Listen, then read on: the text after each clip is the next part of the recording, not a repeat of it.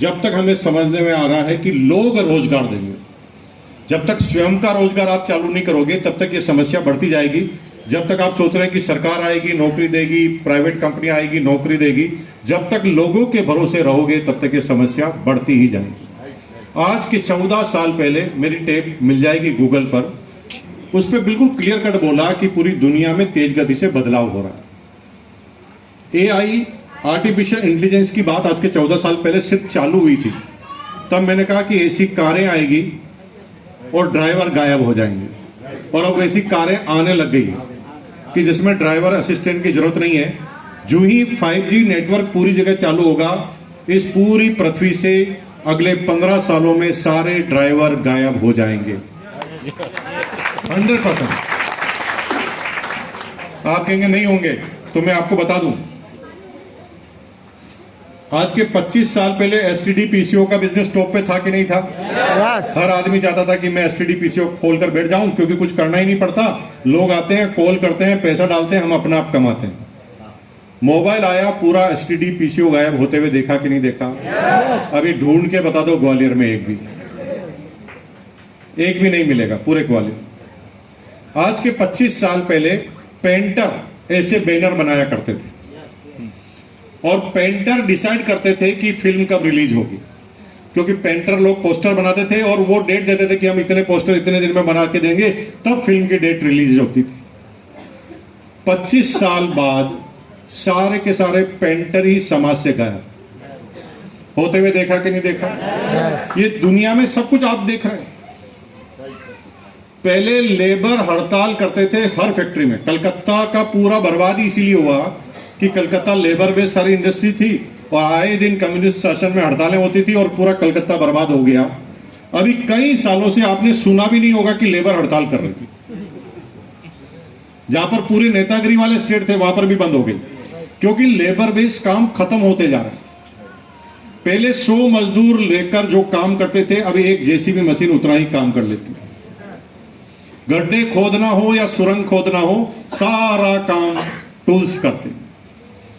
America में Amazon का godown है 10 किलोमीटर लंबा, 10 किलोमीटर। उस पूरे गोडाउन में एक भी कर्मचारी काम नहीं करता, सारे रोबोट काम करते हैं। कर्मचारी तो भूल सकता है, रोबोट भूल नहीं सकते। रोबोट के दिमाग में कंप्यूटर है। ऑटोमेटिक ऑर्डर कंप्यूटर के दिमाग में जाता है, कंप्यूटर उसका बिल बनाता है, स्टिकर बनाता है, खुद रेक के सामने जाता है, सामान लेकर आता है, स्टिकर चिपकाता है और डिस्पैच भी कर देता है। इंसान की जरूरत नहीं। अगर आप सोच रहे हैं कि ये किराने का कारोबार तो कम से कम चलेगा, तो ये बहुत बड़ी गलतफहमी में जी रहे हैं। ये किराने का बिजनेस ही पूरा का पूरा खत्म होने वाला है, क्योंकि रिलायंस जियो मार्ट अभी एक नई संस्था आ रही है, और अगले 10 सालों में उसके अभी जो स्टोर है उसके 500 गुना ज्यादा हो जाएंगे। अभी एक शहर में 8-10 हैं, अब हर गली में वो खुलेगा। और जियो मार्ट ने शुरुआत कैसे की? 15 मिनट में डिलीवरी, नहीं तो पैसे वापस। क्या बोला उन्होंने? 15 मिनट में डिलीवरी, नहीं तो पैसे वापस। 15 मिनट में डिलीवरी या प्रोडक्ट फ्री, और 15 मिनट में ये सारी कार्रवाई आपके घर पर बैठे होगी, और मार्केट से 10% रेट कम। किसी को किसी दुकान पर जाने की जरूरत नहीं है, सारा काम अपने आप आपकी आंखों के सामने। अगर आप सोच रहे हैं कि मैं नहीं नौकरी करूंगा, तो वो नौकरी कब गायब हो जाएगी तुम्हें पता नहीं। तुम जिस बिजनेस को कर रहे हो वो बिजनेस कब गायब हो जाएगा तुम्हें पता ही नहीं। कर्मचारी बोलते हैं नहीं यार, ये मकान बनाने का तो काम बहुत अच्छा है, ये तो कम से कम चलता रहेगा।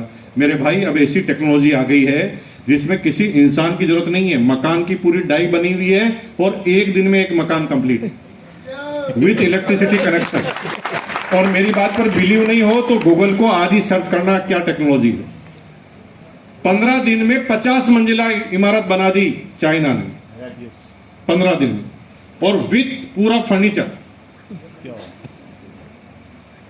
तो आप सोच रहे होंगे यार मैं बहुत डरा रहा हूं आपको।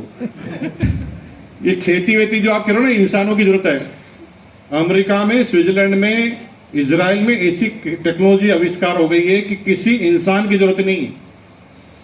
रोबोट खुद जाता है पेड़ के पास, पेड़ की बीमारी पर सर्च करता है और ऑटोमेटिक छिड़काव करता है उसके ऊपर। इंसान तो हो सकता है गलत छिड़काव कर दे, लेकिन रोबोट तो एकदम सही करता है।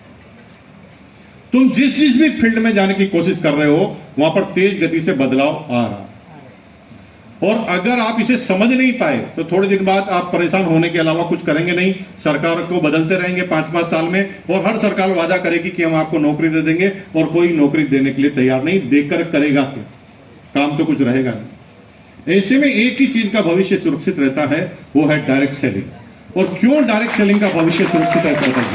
अंजलि ने एक बात बताई कि डायरेक्ट सेलिंग जो है रिलेशनशिप का बिजनेस है। डायरेक्ट सेलिंग रोबोट जाकर नहीं कर सकता। रोबोट कैसे समझाएगा आपको आपकी प्रॉब्लम है, क्योंकि हर आदमी की अलग तरह की प्रॉब्लम है, और उन प्रॉब्लम से रिलेटेड करते हुए किसी चीज को समझाना और समझाकर एक नेटवर्क तैयार करके उनकी प्रोडक्टों की डिलीवरी करना। प्रोडक्ट लोग इसलिए लेंगे क्योंकि खुद का प्रॉफिट है, ओरिजिनल प्रोडक्ट है, और उसके साथ इससे पैसा भी आता है। अब मैं धीरे धीरे आपको आरसीएम के बारे में थोड़ा समझाने की कोशिश करता हूं। सबसे पहले लोगों को कहा जाता है कि आरसीएम करोगे तो बहुत पैसा आएगा। थोड़ी देर के लिए मान लेते हैं कि नहीं पैसा आएगा, ठीक है जी, अब तो खुश, अब तो कोई झूठ नहीं बोल रहा, नहीं आता पैसा, नहीं आता, 1 रुपया भी नहीं आता आरसीएम। एक चीज को समझ जाइए, आरसीएम अपने आप हो जाएगा। दुनिया में जो मिलावट अभी चल रही है पूरी दुनिया में, उस चीज को समझिए। आज के 25 साल पहले गांवों का जीवन शुद्ध हुआ करता था, शहरों का जीवन अशुद्ध हुआ करता था, और 25 साल के बाद ये पूरा उल्टा हो गया। अब शहरों का जीवन शुद्ध होने लगा, क्योंकि शहर में एनजीओ खुलने लगे, पोल्यूशन पर बात होने लगी, डीजल की गाड़ियां नहीं चलेगी, पैसा शहरों में मिलता है, इसलिए अच्छे प्रोडक्ट मिलते हैं, शहरों के लोग ब्रांडेड प्रोडक्ट ले लेते हैं, है ना, ऑर्गेनिक प्रोडक्ट ले लेते हैं शहरों के लोग। गांवों में ये सारे ऑप्शन खत्म होते जा रहे। गांवों में कॉमर्शलाइजेशन होने की वजह से वो पैसों पर ध्यान देने लगे। अगर सोयाबीन की रेट ज्यादा है तो पूरा का पूरा गांव सोयाबीन बोना चालू कर देता है। अब सोयाबीन तो आपको शुद्ध मिल जाएगा क्योंकि आपने बोया है, लेकिन आपने मिर्च तो नहीं बोई, गेहूं तो नहीं बोया। पहले क्या होता था कि एक किसान गेहूं बोता था, एक मिर्च बोता था, एक हल्दी बोता था, एक धनिया बोता था, आपस में सब लोग शुद्ध ले लेते थे। लेकिन अब पूरे के पूरे गांव कॉमर्शलाइजेशन हुए, उसका नतीजा ये हुआ कि गांव में पर कैपिटा इनकम कम होती है। जो आइटम वो खुद उगाता है वो तो खुद इस्तेमाल करता है, लेकिन मिर्च अगर उसने नहीं उगाई तो मिर्च के लिए वो कहां जाएगा? दुकान पर जाएगा, और उस दुकान पर ही जाएगा जहां पर सबसे सस्ता मिलता है। हेलो। और सस्ते का प्रभाव इतना है कि लोग समझ नहीं पाते कि सस्ता मिल कैसे रहा है। मैं कुछ एग्जांपल देता हूं, समझने की कोशिश करना। मूंगफली, मूंगफली जिसे बोलते हैं आप, जिससे ऑयल निकलता है। मूंगफली जो है, मूंगफली का दाना लें तो वो मार्केट में 150 रुपए केजी है। कितना? 150। आप जाके सर्च करना, 150 रुपए केजी मिलेगा। 150 रुपए केजी की मूंगफली को आप अगर गाड़ी में डालें या मशीन में डालें तेल निकालने के लिए, तो 1 किलो मूंगफली से 250 से 350 ग्राम, यानी मिनिमम 250 ग्राम और मैक्सिमम 350 ग्राम तेल निकल सकता है। तो 450 की मूंगफली से 1 लीटर तेल निकलता है। तेल की रेट होनी चाहिए 500 रुपए लीटर। यस। तेल की रेट है 170 रुपए के litre. How is it possible? आप बताओ, कोई समझा सकता तो बता दो। आप कह रहे हो ना मूंगफली का तेल है, तो मूंगफली की तो दाना 160 रुपए किलो है, और 160 रुपए किलो के दाने से अगर 300 ग्राम ऑयल निकलता है तो रेट तो 500 रुपए लीटर होनी चाहिए, लेकिन वो आपको 180-90 रुपए में कैसे मिल जाता है? हम इस बात को समझ नहीं पा। भारत सरकार ने किसी भी खाद्य तेल में 40 से 50% दूसरे खाद्य तेल की मिलावट की अनुमति दी है, और खाद्य तेल में सबसे घटिया किस्म का खाद्य तेल पाम ऑयल होता है, और पाम ऑयल सबसे सस्ता होता है, इसलिए मूंगफली के तेल में, सरसों के तेल में, सब में वो मिलाया जाता है। और कहते हैं कि पाम ऑयल का तेल अगर सीधा सा आप 6 महीने तक तैयार करें तो आपकी सारी नसें ब्लॉक होने वाली है, दुनिया की ताकत रोक नहीं सकती। ये थोड़ी बहुत भी इसलिए बची हुई कि दूसरा तेल इसमें साथ डाला जाए।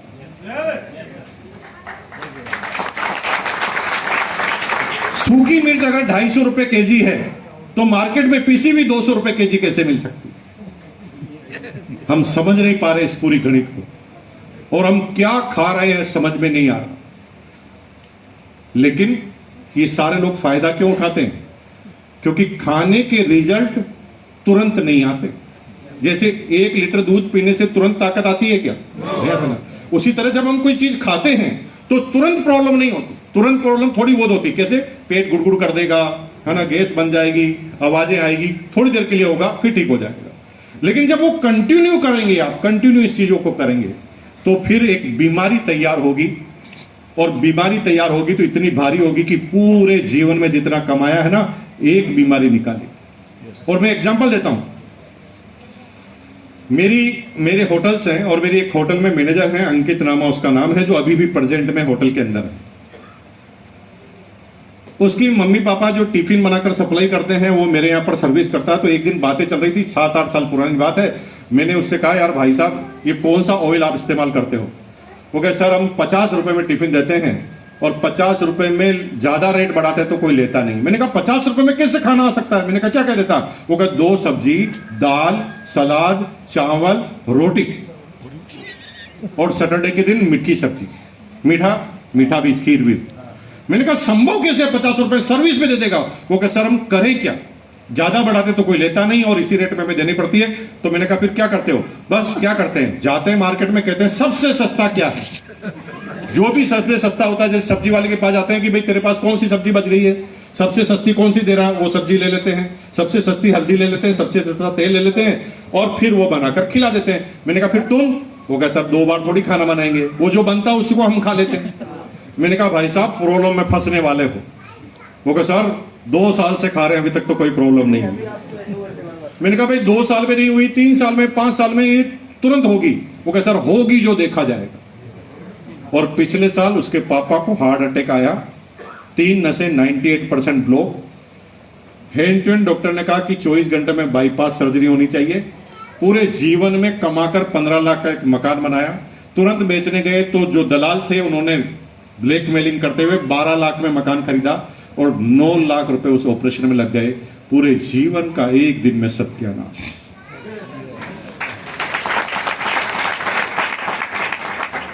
क्यों खाना चाहिए आरसीएम का प्रोडक्ट? इसे जिस दिन समझ जाओगे उस दिन आरसीएम से पैसे नहीं आएंगे तो भी चलेगा। देखिए दुनिया में, मार्केट में जब भी आप कोई सामान लेकर आते हो तो एक विश्वास ही होता है कि ये ओरिजिनल होगा, विश्वास, केवल विश्वास। अमूल घी ओरिजिनल बनाता है, अमूल बहुत बड़ी कंपनी ओरिजिनल बनाती है, अमूल तो ओरिजिनल बनाता है, लेकिन अमूल का घी मार्केट में आप जो लेकर आए हैं वो ओरिजिनल है, इसकी क्या गारंटी है आपके पास? कोई गारंटी नहीं, विश्वास ही है। अब क्योंकि मिडिल में एक आदमी है, वो अपने मार्जिन को बढ़ाने के लिए अमूल का नकली घी भी आपको ओरिजिनल के नाम पे दे सकता है, और वो नकली है, अमूल असली समझकर आप खा रहे हैं, और आपके पास इसका कोई इलाज नहीं। अगर इलाज में पकड़ में भी आ जाए, आप समझदार हैं, तुरंत लेबोरेटरी में जाते हैं, टेस्ट कराते हैं, नकली घी पाया जाता है, और आपको पता चलता है, आप तुरंत खाद्य डिपार्टमेंट को सूचित करते हैं, एक केस रजिस्टर्ड होता है और एक एफआईआर लिखी जाती है। किसके ऊपर? अमूल के ऊपर कभी एफआईआर नहीं होगी, क्योंकि अमूल ने नकली नहीं बनाया। दुकानदार पर एफआईआर होगी, क्योंकि दुकानदार ने, अमूल कहेगा यार मेरी क्या गलती, मैं तो ओरिजिनल बनाता हूं, देख लो। जिसने गलत बेचा उसी पे तो एफआईआर करोगे, तो दुकान पर एफआईआर हो गई, और दुकान पर एफआईआर हो गई तो क्या फर्क पड़ता है, आज इस पर हुई कल उस पर हुई। एफआईआर तो तब होती जब अमूल पे हो जाती, लेकिन अमूल पे करोगे कैसे, वो तो ओरिजिनल बनाता है। ये बड़ा लफड़ा है।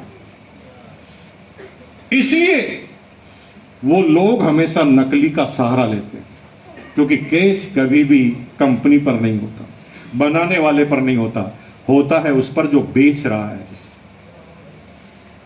डायरेक्ट सेलिंग की कोई भी कंपनी अपने जो प्रोडक्ट देती है आपको, उस पर डायरेक्ट सेलिंग को कंपनी को खुद का अपना बिल देना पड़ता है।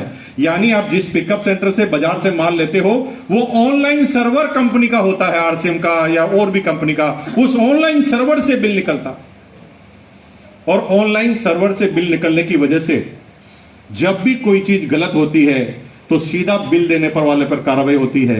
डायरेक्ट सेलिंग की कोई भी कंपनी कभी खराब प्रोडक्ट बनाना चाहे तो भी नहीं बना सकती, क्योंकि सारे केस कंपनी पर डायरेक्ट होते हैं।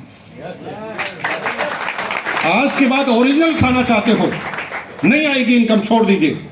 लेकिन जीवन को बचाना चाहते हो, शुद्धता चाहते हो, तो आज के बाद आरसीएम के प्रोडक्ट अपनाना चालू कर देना।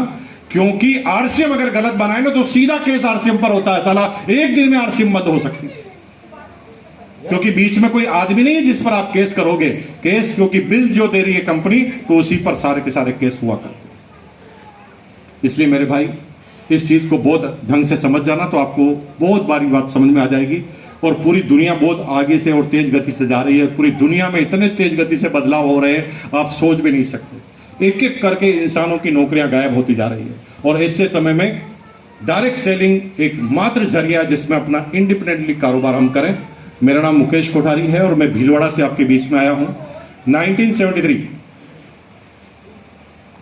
कोई बहन अगर बात कर रही है तो मैं थोड़ा सा निवेदन करता हूं कि अर्जेंट कॉल है तो बाहर जाकर बात कर ले। 1973 में मेरा जन्म भीलवाड़ा में हुआ। आई एम सिंपली बीकॉम, ज्यादा पढ़ा लिखा नहीं हूं।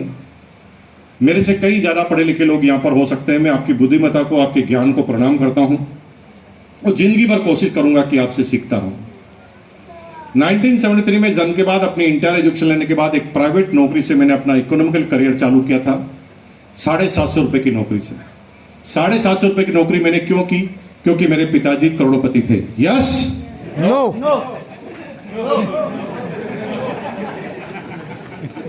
कुछ लोग तो यहां पर ऐसे बैठे जैसे कोई सत्यनारायण की कथा है। जागते रहो, जागते रहो, पता नहीं आपको बातों में आकर क्या बुलवा दूंगा, आपको पता ही नहीं। एक जगह सब लोग मेरी हाँ में हाँ मिला रहे थे, हाँ में हाँ मिला रहे थे, तो मैंने 2 कैमरे वाले खड़े कर दिए। मैंने कहा अब ये मजा है, हाँ में हाँ मिले ही रहे हैं तो मजा ले लेते हैं। तो सब हाँ में हाँ मिला रहे थे, कैमरे वाले रिकॉर्डिंग कर रहे थे। मैंने हाँ में अचानक बोला, क्या आज से आपकी सारी प्रॉपर्टी मेरी? यस। फिर कोर्ट में घसीटा मैंने उनको, सबके सामने कहा था। तो कल आपके साथ ऐसा ना कर दूं, इसलिए सोच समझ के उत्तर देना। मैं पता नहीं क्या क्या बोलता हूं।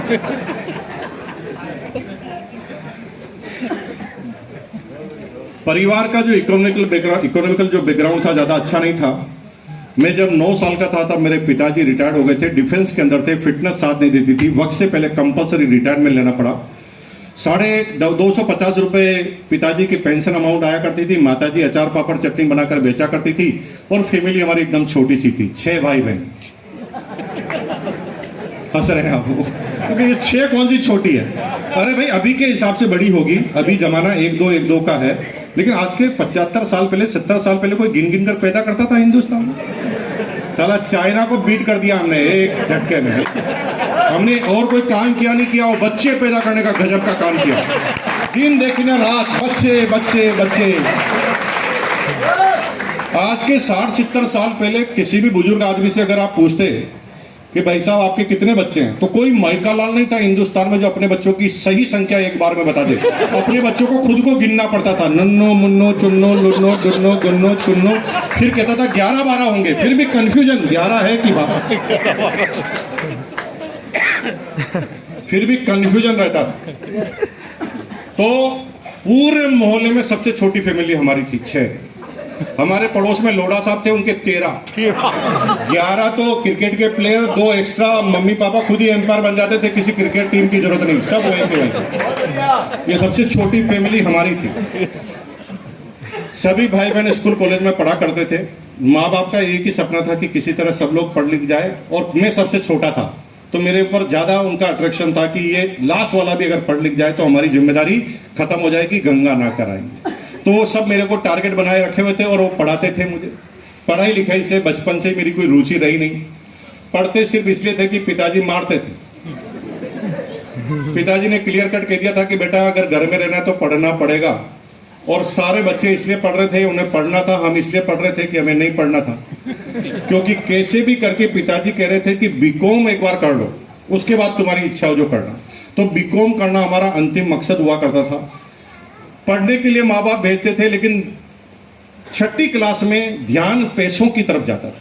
6ठी क्लास में लोगों का गिल्ली डंडा पे ध्यान जाता था, क्रिकेट पे ध्यान जाता था, मेरा पैसों पे जाता था। क्यों? क्योंकि घर में जब भी कोई तनाव आता था, टेंशन आती थी, झगड़ा होता था, तो उसकी वजह पैसा होती। माँ बाप के बीच में भी झगड़ा होता था ना, तो कहीं ना कहीं बजट बिगड़ गया, इसलिए झगड़ा हुआ होता। तो मैंने 6ठी क्लास में सोचना चालू कर दिया, यार पैसा कमाना है। अब कमाना है तो क्या करें? तो मैंने क्या देखा, मोहल्ले का सर्वे किया।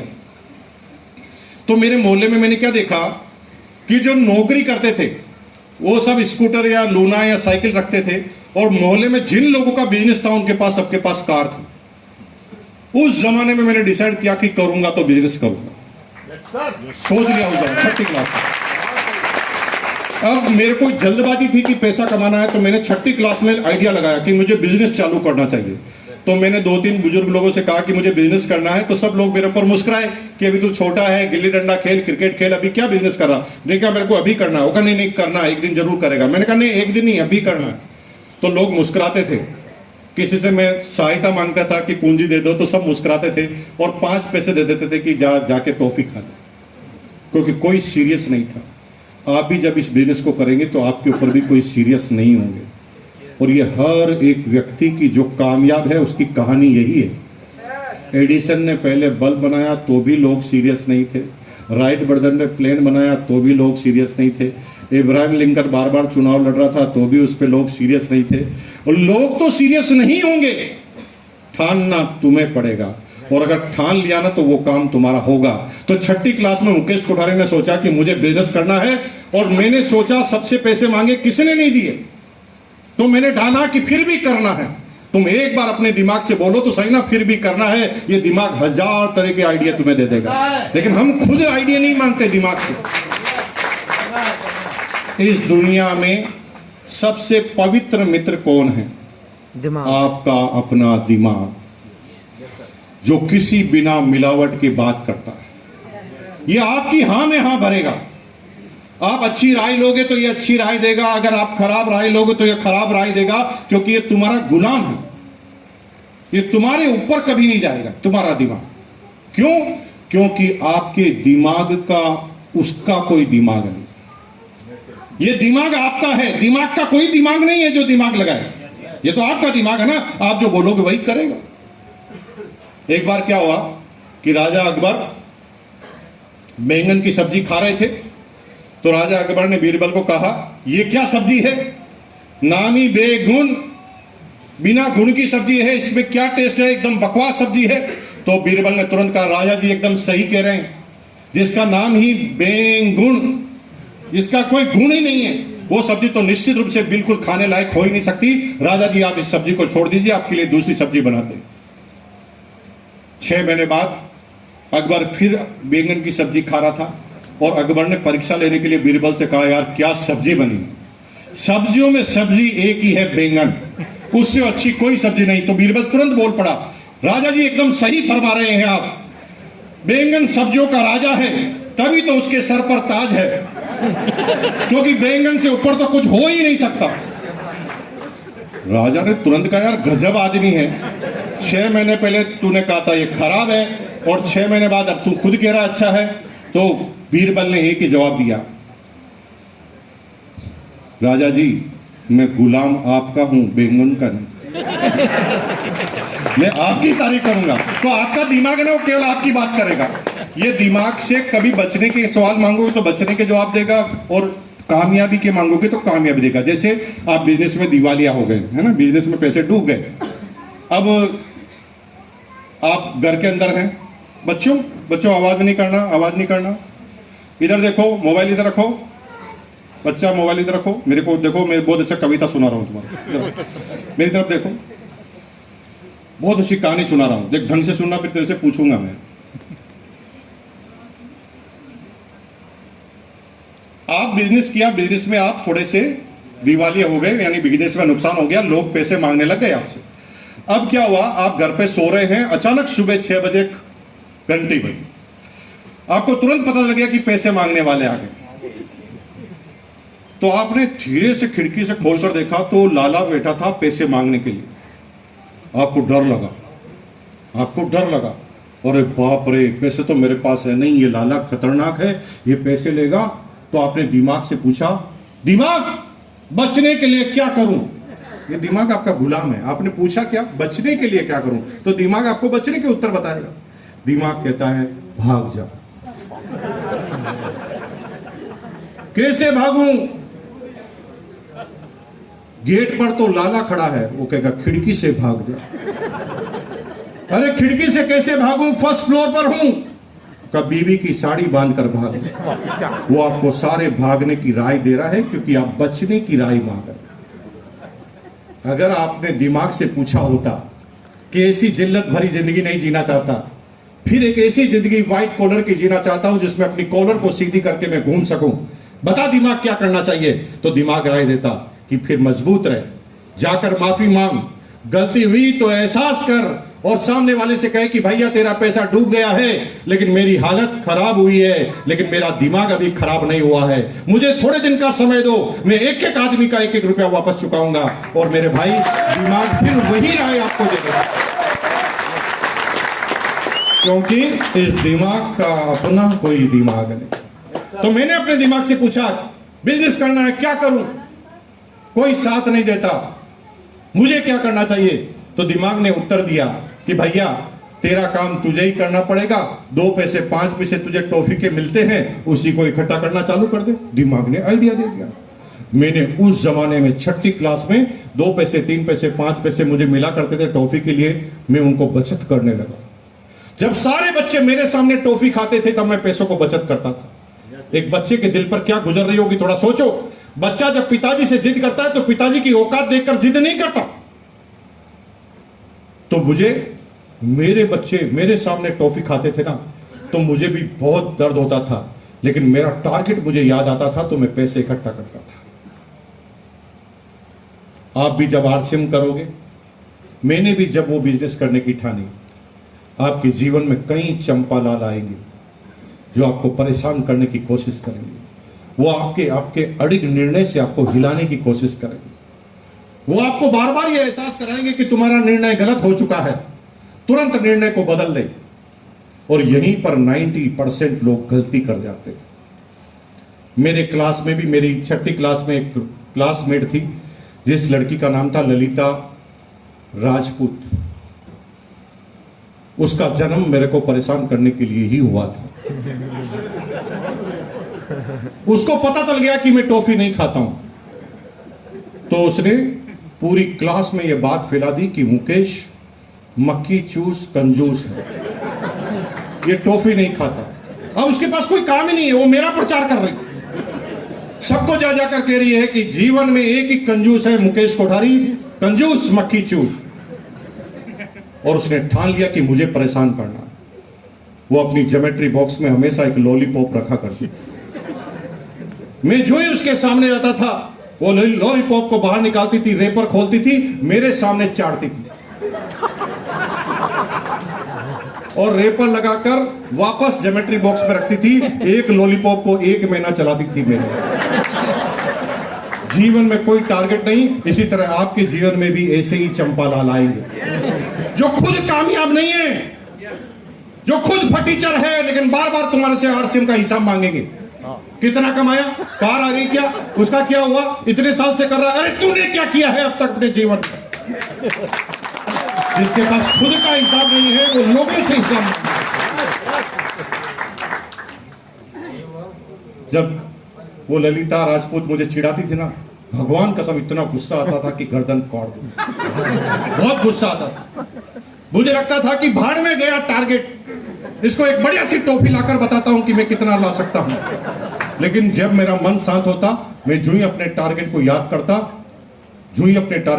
करता, दिमाग में एक ही बात आती है, ललिता राजपूत जाए भाड़ में, हमें क्या लेना देना, हमें तो बिजनेस करना है ना मेरे भाई।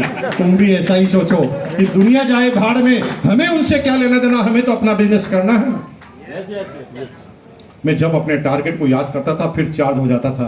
इसलिए जीवन में बिना टारगेट के मत रहना मेरे भाई। अगर टारगेट नहीं है ना लाइफ में, तो फिर लाइफ शून्य है।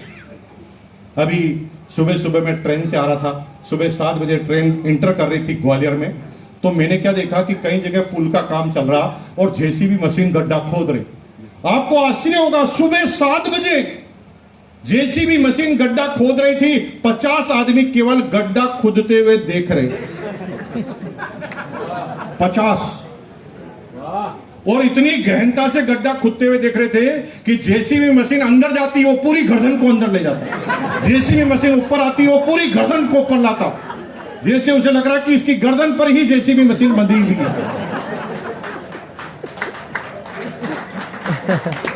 ये 50 आदमी सुबह 7 बजे गड्ढा खुदते हुए क्यों देख रहे थे पता है? क्योंकि उनका खुद का कोई टारगेट था ही नहीं। तो जेसीबी मशीन ने टारगेट बना लिया। अगर खुद का टारगेट रखते तो जेसीबी मशीन टारगेट नहीं बनाती। रोड पर तो कई लोग जा रहे थे मेरे भाई और बहनों, जिनको हॉस्पिटल जाना था ना, वो जेसीबी मशीन की तरफ देख भी नहीं रहा। जिनको ऑफिस जाना था ना वो जेसीबी मशीन की तरफ देख भी नहीं रहा था, जिनको सेमिनार में आना था ना वो जेसीबी मशीन की तरफ देख नहीं रहा था, जिनका टारगेट था वो देख नहीं रहा था। देख सिर्फ वो रहे थे जिनका आज घर से निकलते वक्त कोई टारगेट नहीं था। तो जेसीबी मशीन ने कहा रुक, मुझे दे, अपना टारगेट बनाया। आपको आश्चर्य होगा, 1 साल तक मैंने एक भी टॉफी नहीं खाई और 1 साल में ₹1.60 इकट्ठा कर दिया, ₹1.60 1 साल।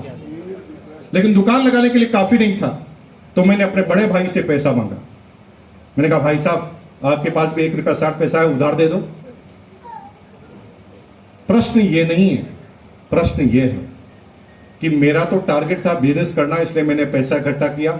मेरे भाई का तो कोई टारगेट ही नहीं था, फिर उसने पैसा क्यों इकट्ठा? जीवन में संगत का असर होता है, जैसी संगत वैसी रंगत। आवारा के साथ रहोगे तो आवारा के गुण आएंगे, साधुओं के साथ रहोगे तो साधुओं के गुण आएंगे, आतंकवादियों के साथ रहोगे तो आतंकवादियों के गुण आएंगे। और जब कामयाब लोगों के साथ रहते हैं तो कामयाबी के गुण आते हैं। मेरा भाई पैसा सिर्फ इसलिए इकट्ठा करता था कि उसे डर लगता था कि अमीर तो छोटू बन जाएगा, मैं तो गरीब ही रह जाऊंगा, तो उसने मेरे कंपटीशन में आकर पैसा इकट्ठा करना चालू किया। मेरे भाई मुकेश कोठारी अगर कामयाब है तो बीसी छाबड़ा जी की गाड़ी में बैठने की वजह से कामयाब है। मेरे भाई शुरुआत से ही संगत बीसी छाबड़ा जी की करना चालू कर दी। जब सारे बच्चे चौराहे पर लड़कियों की बात करते थे तब हम आरसीए में रॉयल्टी पर जाने की बात करते थे। यही संगत का असर, संगत का असर। ग्वालियर में, और ग्वालियर नहीं पूरी दुनिया में, हर नगर में एक पॉश एरिया होता है जहां की रेट पूरे गांव से सबसे ज्यादा होती है। वहां पर अमीर लोग रहते हैं। आपके ग्वालियर में भी कुछ रोड होगी जहां पर सबसे ज्यादा महंगी रेट होगी। उसके 1 किलोमीटर बाद ही एक झोपड़पट्टी है, वहां पर रेट 10 गुना है, कम है। 1 किलोमीटर से न वायुमंडल बदलता है, न जमीन का वाटर लेवल बदलता है, और न ही रेलवे स्टेशन से दूरी बदलती। फिर भी रेट में 10 गुना अंतर क्यों है पता है? क्योंकि एक जगह कामयाब लोग रहते हैं और एक जगह नाकाम।